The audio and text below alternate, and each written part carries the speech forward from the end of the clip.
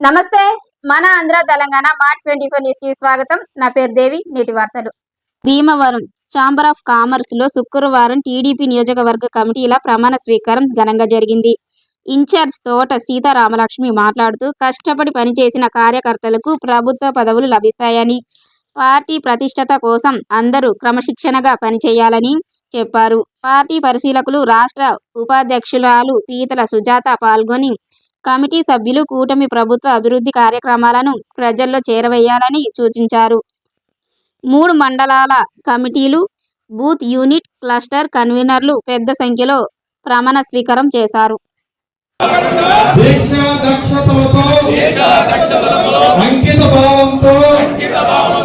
Telugu Desam party ప్రతిష్టను, ప్రతిపత్తిని పరిరక్షించేందుకు ఎల్లప్పుడూ కృషి చేస్తూ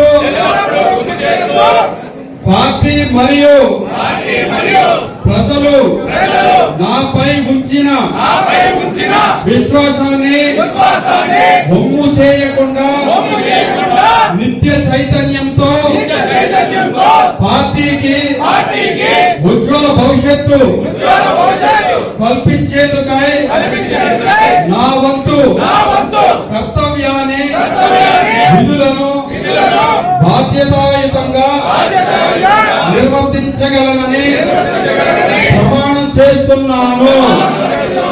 జై తెలుగుదేశం.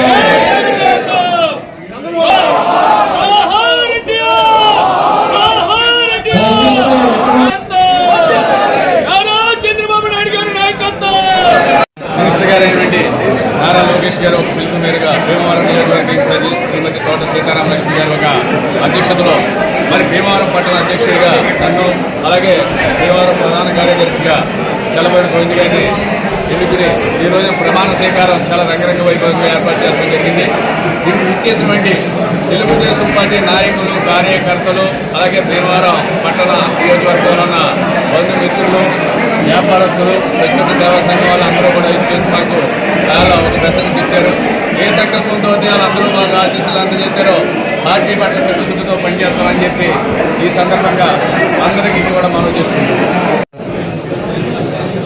ఈరోజు మరి మన రాష్ట్ర పార్టీ ఆదేశాల ప్రకారం, అలాగే గౌరవ ముఖ్యమంత్రి చంద్రబాబు నాయుడు గారు ఆదేశాల ప్రకారం